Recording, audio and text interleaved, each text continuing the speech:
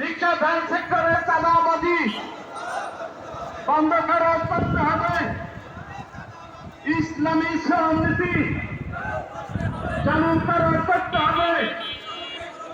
অবিলম্বে বন্ধ করে কারখানা চালু করতে হবে।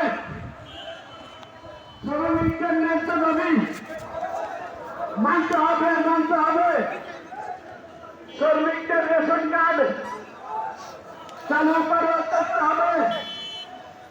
শ্রমিকদের ফ্রি চিকিৎসা দিতে হবে। নারী শ্রমিকদের মাতৃত্বকালীন ছুটি দিতে হবে। নারায়ে তাকবীর, নারায়ে তাকবীর। বাংলাদেশ শ্রমিক কল্যাণ